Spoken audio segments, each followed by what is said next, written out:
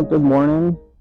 We're back at Alderney Landing looking at the Halifax skyline. And this time it's in the morning. I did this before. I did it with a sunset, and I think a sunrise would be better.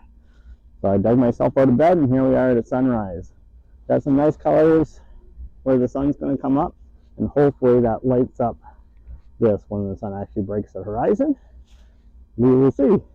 The idea is to blend the two images, so I more of a with lights on from being nighttime.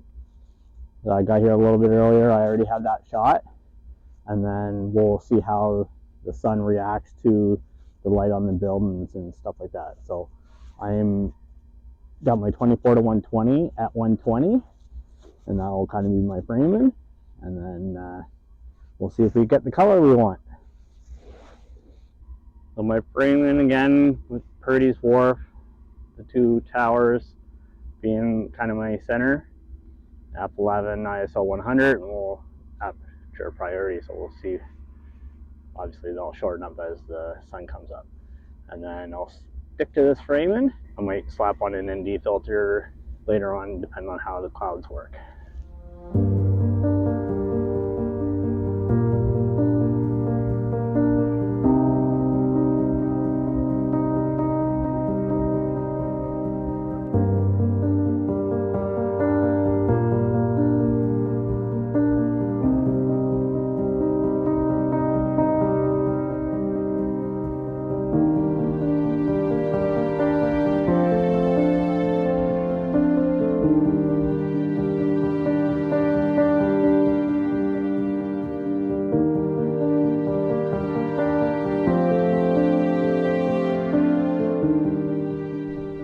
Color, color, color, color, color, a little bit of color, color, no color. Guess where we're looking? No color. I did just hear a loon though.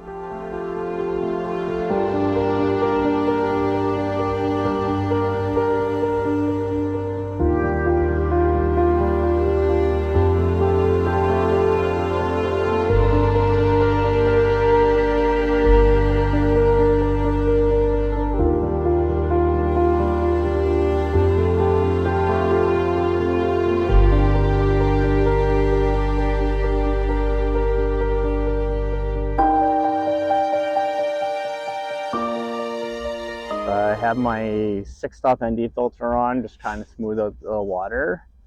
Again, the color didn't really pop like I was hoping.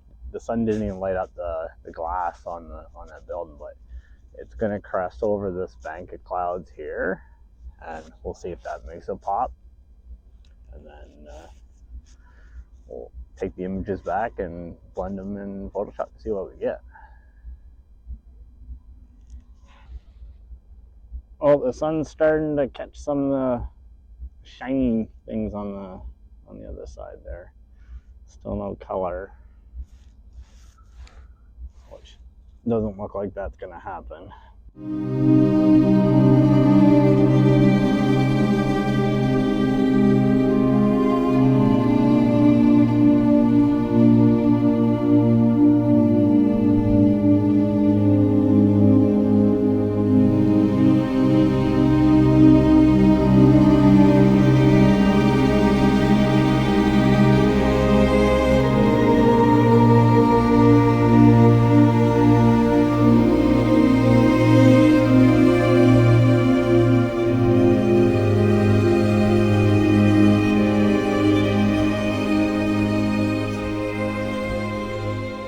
Well, I don't think there's going to be any more light. The sun's up. It's not even hitting the glass like I was hoping.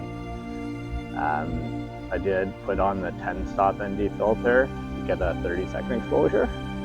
Really smooth out the water, although it's not overly bad, but just to kind of make it a complete blur. And then we'll probably pack up here. Just a few birds I might try to dig the telephoto out and try to shoot, see what they are.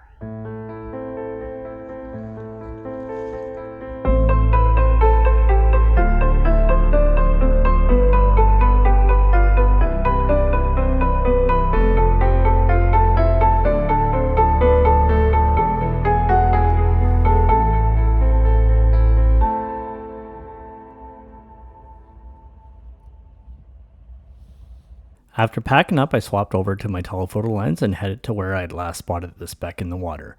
First, I photographed the incoming ferry once it cleared the view of the Purdy's Wharf towers. I usually prefer shooting right at water level, but the shoreline was mostly rock and the lower spots were slick and slippery. I did manage to grab a shot of what I believe is a juvenile common loon. Unfortunately, the human elements in the frame take away from what could have been a really nice image. I moved to a slightly higher vantage and snapped a few more shots.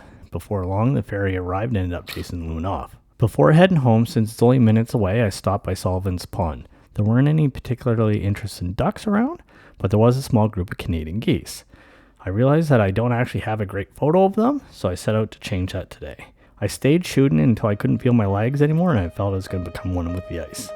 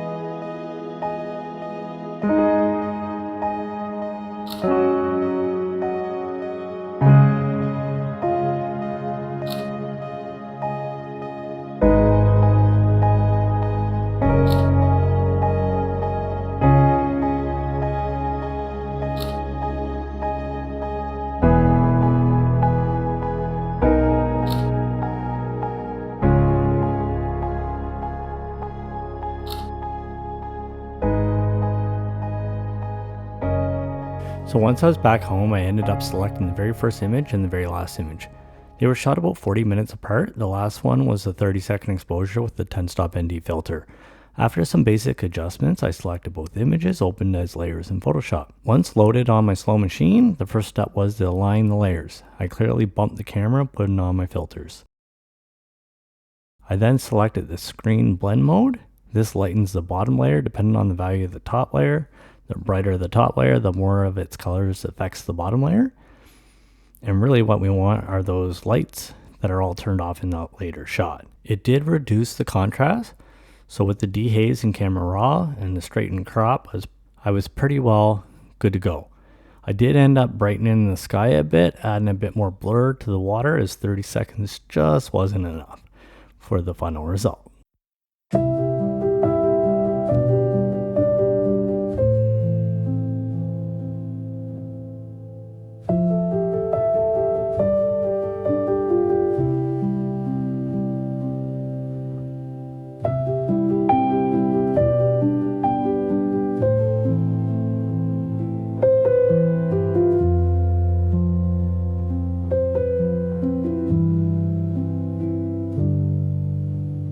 Although the sky above the skyline didn't deliver the color I was hoping for, the buildings themselves ended up producing a beautiful result. The soft light of the sunrise combined with the city lights still glowing created a look that was only possible blending two images together. One of the advantages of the more subtle sky is it opens up the door to experimenting with different crops. Compositions like 3:2, which is what I shot it at, 2:1, 16:9, or even 3:1 can all work well, with less color drawing attention in the sky. If the sky had been filled with a dramatic color, it would have been a key part of the composition and something you'd likely want to preserve. In that case, reducing the amount of water in the frame might have been a better option.